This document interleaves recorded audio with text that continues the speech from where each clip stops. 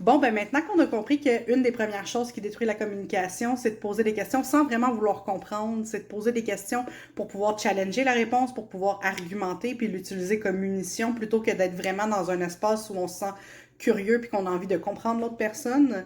Fait qu'une fois qu'on a passé ce cap-là, mais s'il y a des besoins qui sont non rencontrés, quelque chose d'autre qui est insidieux, c'est d'avoir des phrases qui peuvent être infantilisantes pour l'autre personne ou même émasculinisantes pour un homme ou même chose pour une femme qui peuvent vraiment la rabaisser au statut de petite fille et la faire sentir comme telle.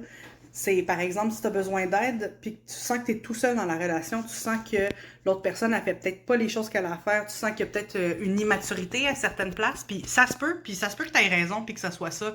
Mais c'est sûr que d'arriver vers la personne puis de dire fais-toi un homme, voyons donc, fais ce que tu as à faire, t'es bien bébé, arrête de faire ton ado. Tu sais, d'avoir une attitude paternalisante ou maternisante, paternalisatrice, vous comprenez? Ou maternante? Ouais, maternante. Fait que d'avoir cette attitude-là, c'est sûr que ça crée vraiment une réaction chez l'autre personne et qui est pas disposée à t'écouter. Fait que ce qu'il faut faire dans ce temps-là, c'est pas compliqué, c'est vraiment de réfléchir à c'est quoi mon besoin non comblé. Ben c'est pas compliqué, c'est très compliqué parce que quand on est dans l'émotion, crée-moi que c'est pas facile de s'arrêter puis de faire comme OK, je suis un adulte responsable et mature et je vais penser à qu'est-ce que je dis puis comment que je le dis. Donc la chose à faire dans ces cas-là, c'est vraiment de dire voici mon besoin qui n'est pas comblé.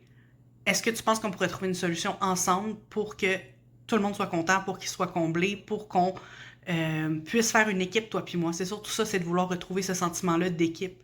Fait que c'est important de nommer le besoin qui se cache derrière, puis surtout de proposer des solutions, puis de les trouver avec l'autre personne pour trouver un terrain d'entente entre les deux. Fait que pas d'insultes, puis pas de propos infantilisants ou qui rabaissent l'autre personne, parce que ça donne totalement le résultat contraire de ce qu'on veut, fait qu'on se tire dans le pied quand on fait ça.